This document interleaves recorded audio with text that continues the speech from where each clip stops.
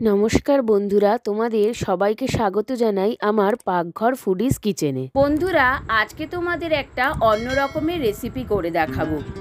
রুই মাছ দিয়ে আমরা সবসময় পাতলা ঝোল খেয়ে থাকি, কিন্তু সবসময় তো আর পাতলা ঝোল খেতে ভালো লাগে না, একঘেয়ে মনে হয়।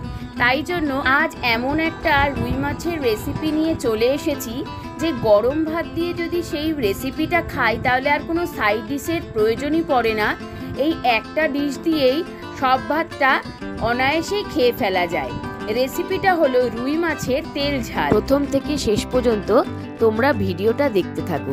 চলো এবার আমরা রেসিপিটা শুরু করি। তার জন্য প্রথমেই নিয়ে নিয়েছি 500 গ্রাম মতো রুই মাছের গাদার পিস। মাছগুলোকে জল দিয়ে ভালো করে ধুয়ে পরিষ্কার করে নিয়েছি। মাছগুলো থেকে যাতে আষ্টে গন্ধ না আসে তাই একটা পাতিলেবুর রস দিয়ে দিচ্ছি।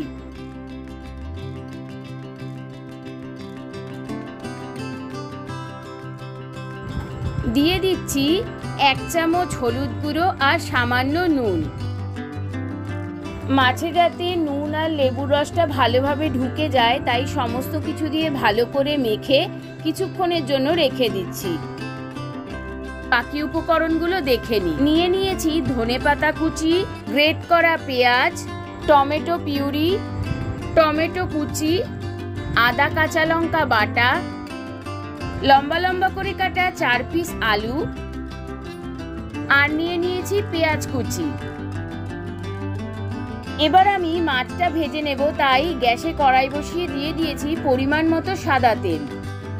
মাছটাকে আমি মোটামুটি আধা ঘন্টার জন্য রেখে দিয়েছিলাম, এবার আমি ভেজে নেব। মাছটা দিয়ে যেহেতু খুব তেল ছিটছিল তাই কড়াইটাকে ঢেকে দিয়েছি। ঢাকনাটা তুলে নিয়েছি। মাছের এপিঠগুলো ভাজা হয়ে গেছে, ওপিঠটা উল্টে দিচ্ছি।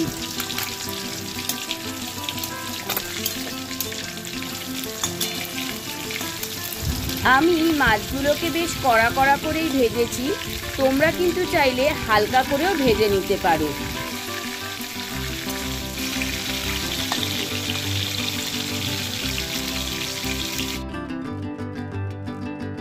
সবকটা মাছকে লাল করে ভেজে নিয়েছি, এবার একটা বাটিতে তুলে নিচ্ছি।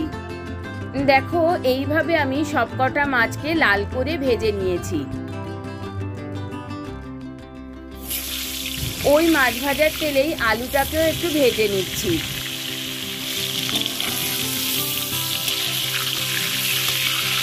আলুটাকে দিয়ে দিচ্ছি সামান্য একটু হলুদ গুঁড়ো আর নুন।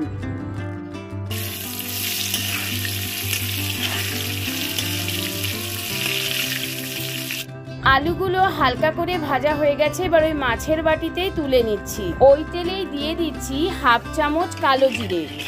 কালো জিরেটা হালকা ভাজা ভাজা করে নিয়ে দিয়ে দিচ্ছি পেঁয়াজ কুচি। পেঁয়াজ কুচিটা হালকা ভাজা ভাজা হয়ে গেছে, এবার দিয়ে দিচ্ছি গ্রেট করা পেঁয়াজ।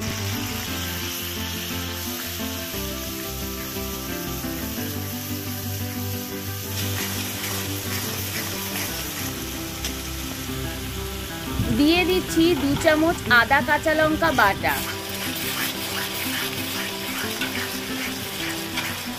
এবার আমি দিয়ে দিচ্ছি রোজকারের ব্যবহার করা সেই গুঁড়ো মশলাগুলো, যাতে আছে হলুদ গুঁড়ো, ধনে গুঁড়ো, জিরে গুঁড়ো আর কাশ্মীরি লঙ্কার গুঁড়ো। শুকনো মশলাগুলোকে ভালো করে নেড়েচেড়ে মিশিয়ে নিয়ে দিয়ে দিচ্ছি মশলা ধোয়া জল, যাতে মশলাগুলো পুড়ে না যায়। মশলাগুলোকে বেশ অনেকটা সময় ধরে কষিয়ে নিয়ে কড়াইটা ঢেকে দিচ্ছি। ঢাকনাটা তুলে নিচ্ছি। দেখো বন্ধুরা, মশলাটার কালারটা কি সুন্দর এসছে। এবার দিয়ে দিচ্ছি টমেটো পিউরি আর টমেটো কুচি। আমি এখানে টমেটো কুচি আর টমেটো পিউরিটা একসাথে দিয়েছি, যেহেতু আমার হাতে সময়টা কম। তোমরা কিন্তু চাইলে আলাদা আলাদাও দিতে পারো। মশলাটাকে খুব ভালো করে কষানো হয়ে গেছে, এবার আলুটাও দিয়ে দিচ্ছি। আমি এই মাছের ঝোলটাতে আলু ব্যবহার করেছি, তোমরা কিন্তু চাইলে আলুটা স্কিপ করতে পারো। আর দিয়ে দিচ্ছি সামান্য একটু চিনি, এতে মাছের ঝোলের টেস্টটা খুব ভালো আসবে। ওপর থেকে ধনেপাতা কুচি ছড়িয়ে ভালো করে মিশিয়ে নিচ্ছি। মশলাটা কষানোর জন্য দিয়ে দিচ্ছি অল্প পরিমাণে জল।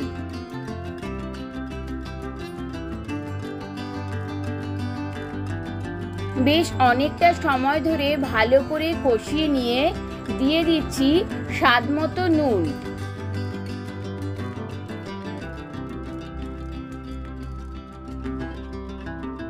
দেখো বন্ধুরা, মশলাটা কষানোর পর মশলাটা থেকে কি সুন্দর তেল ছেড়েও গেছে আর মশলার কালারটাও কতটা চেঞ্জ হয়ে গেছে। ফাইনালি এবার ঢেলে দিচ্ছি পরিমাণ মতো জল।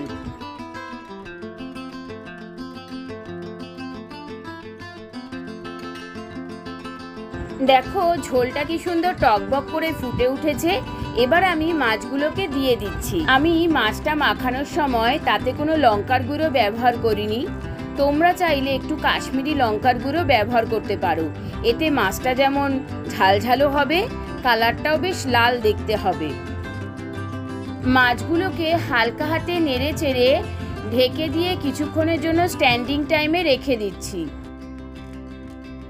মোটামুটি 5 মিনিট মতো স্ট্যান্ডিং টাইমে রেখে এবার আমি কড়াইটাকে নামিয়ে নিচ্ছি। রান্নাটায় যেমন সুন্দর একটা কালার এসছে, তেমনি দারুণ একটা গন্ধও বেরোচ্ছে।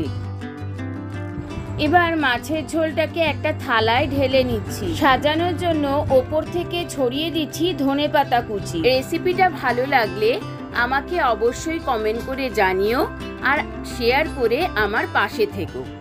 এই যে মাছের ঝোলটা আজ আমি তৈরি করলাম, এটা গরম গরম ভাতের সঙ্গে খেতে অসাধারণ লাগে।